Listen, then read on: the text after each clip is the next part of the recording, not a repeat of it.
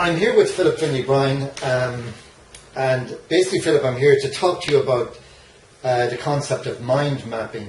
Yes. And what your awareness of it is, and how you see it being of use to people in business, particularly in the IT business. Yes. Now, can I ask you, Philip, first of all, to tell me a little bit about your own background in the IT industry, when you started and Okay. how you progressed? I first became involved with computers in the 1980s, and I took all the computer courses that I could when I was studying psychology. And during that time, it was actually psychologists who were doing parallel processing as far as networking computers were concerned. Right. So it was very, very meaningful. And it was during that time that I first came across mind maps. Tony Booson, Use Your Head, was a bit of a Bible in those days. Right. And what year was that? 1982, 1983. Yes, that's So all right, his right. TV series was in the 70s, I think. Right. But his book was freely available to everybody. And I sort of grabbed hold of it as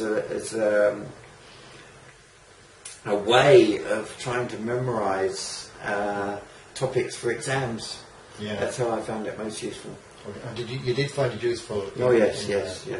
I could take a central concept and then do all the branches that came across it. Right. And then once I had this, I could hold the image in my head, Okay. and so it made it easy to regurgitate it. Yeah. And after college, then you moved into the IT industry at a later stage in your life. At a later stage, I You did. came to Yes, Ireland in, when was it? 1996. 96, and Yes. you set up I set up a cyber cafe in school to help people learn how to use computers. And eventually we went on to become an ECDL training centre. very good. Yeah. And would you have used, say, mind mapping in any of that? I didn't actually use it so much, but I always had the concept. Okay. I might not always put it down on paper, Yeah. but the whole idea of having something central to what you were trying to get across, and then seeing all the different elements that feed into that and feed out from it as well, Yeah. was I found extremely useful. Okay, and then you later moved into, you set up a new business in web hosting and web design. Yes, What year was that?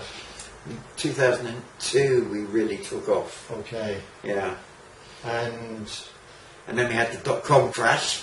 Which caused us all a load of problems, but we survived. we all remember that. We're still But here. during that time, particularly in your web design business where you were dealing with a lot of clients, did you ever find the need, say, to use mind mapping when you were talking to a client about maybe designing a website for them? Or Well, like I said, I had it in my head, and I would find it useful to interact with clients by saying, well, you've got this idea. Now, what else can we see that will grow out of that idea? Yeah. And following all the different pathways that could lead to. Yeah. And seeing, I mean, it was also a limiting factor because you can't get everything into one single picture. Yeah. But you can be aware of the different elements within that picture. Yeah. And so you would have found the concept helpful anyway Yes, certainly. in the work you were doing with your clients and setting up and planning their website. Yes. And then could you tell me what particular software you would have used maybe in I found Smart Draw I used, which was a visually based mind mapping program. Yeah. And you can set up all the nodes and then do different connections to those nodes. Right. It's a little bit more structured than doing it on paper, Right.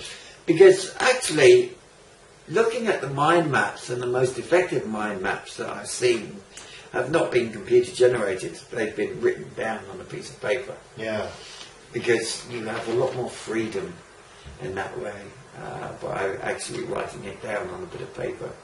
So you find maybe writing down a bit of paper I find it more useful. than say using software. I mean, it might take 2 or 3 goes, Mm. but the trouble with software is that it does tend, you've got slots where everything must fit in, whereas in a true mind map it's very fluid. Right. And instead of having straight lines, you have curves. Yeah. And you have branches coming off those curves. And you can't always get that on some of the software that I've seen. Yeah, so it has its limitations. I think the software has limitations, Yeah. yes. And do you think that somebody could develop a software package that would be more flexible, like what you're talking about in relation to the hand-drawn? Well, possibly so. But, I mean, another thing about the hand-drawn mind maps that I used was that colour coding. You can use different colours that emphasise different elements. Okay. And so far, I mean, I haven't investigated that much, but I haven't seen any software program that will actually do that. Yeah. Allow you to colour code, put in curves. It's all very much a straight line. Yeah. So it really doesn't give you that flexibility that a hand. No, a hand-drawn one. At the end of the day, a hand-drawn one can also look very pretty. Yeah. And it's visually attractive. Right. So it can be more catching to the. I think so. Yes, to person the that you're trying imagination to- and to the yeah. imagination Right. of yourself as well. Yeah. Because it's all right having and creating a mind map, but it's a tool, and as a tool has to be used. It's not an end in itself. Yeah. Now, the other thing I'd like to talk to you about is how would mind mapping, in your opinion, be of benefit to people in business in general? Can you see any role for it in? Yes, I think it's a way of focusing. I know too we cannot avoid social media. And taking social media as a central concept and seeing everything that stems off from that is something that anyone in business has to be aware of. I have an example in the States.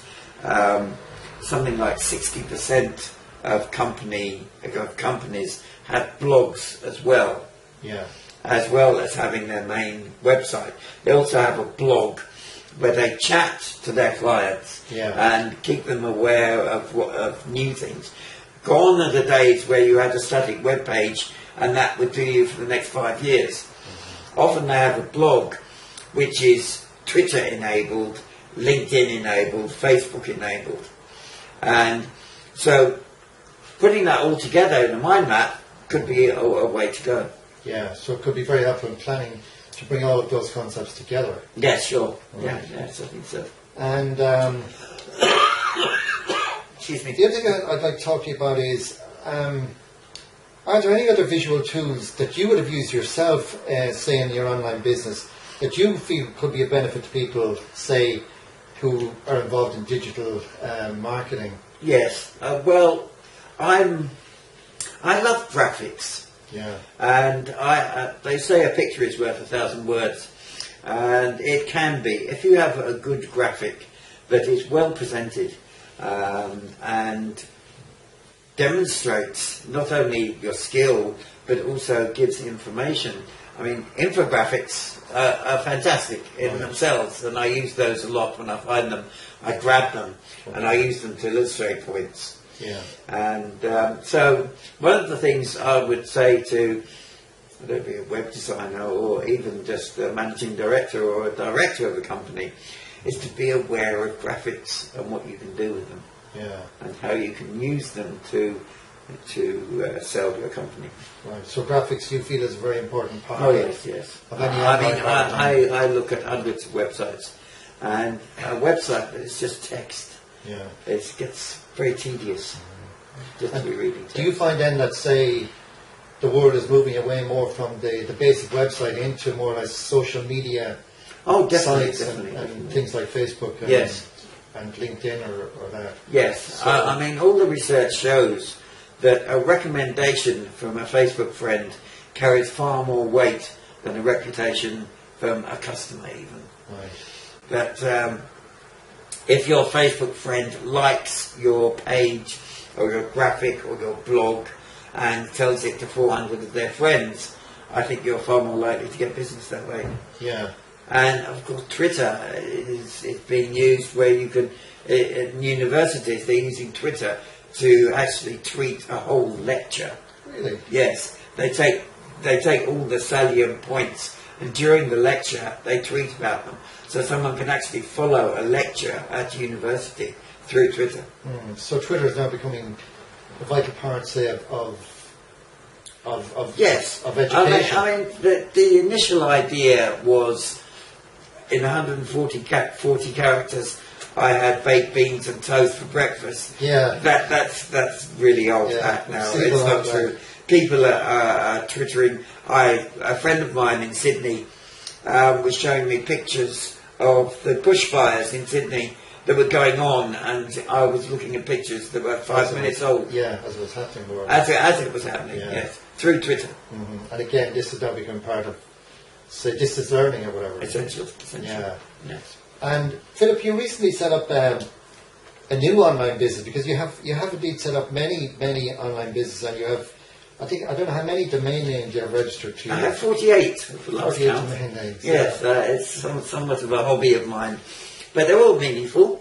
And my latest is really great.me, where I've managed to create a whole website with solely of my domains that I've registered. Very good. It is, I mean, we may laugh, but really great.me actually has 30 of my website links on it in a meaningful page. Yeah. But I have great hopes of ecollege.me. Yeah, that's your latest. Yes, I've been using it to give people tips about how to use Photoshop, how to use other graphics programs, and how to get involved with being on the internet. Would you see ecollege.me becoming an online tutorial? That's the way it is moving. Portal. I mean, at the moment, I'm feeling my way. I have the background of ECDL, but I think we've gone beyond that now, and I wanted it to be a sort of ECDL for the web. Yeah. That's my goal with that site. Yes. Okay. And would you see any role then for, say, mind mapping in the ecollege.me concept? Well, it's Do not. you think it fits in there? I mean, it's something that I haven't actually thought about that much. Yeah. However, this interview has made me think about it. Okay. So I think you might well see mind maps on ecollege.me. Very good. Because it's a lovely way of expressing thoughts and ideas. Yeah. Philip, that brings us more or less to the end of this chat. Hey, John, I want to thank you say a very much. sincere thank you for taking part in this interview, and we really do appreciate your help and assistance on this. Good, thank you.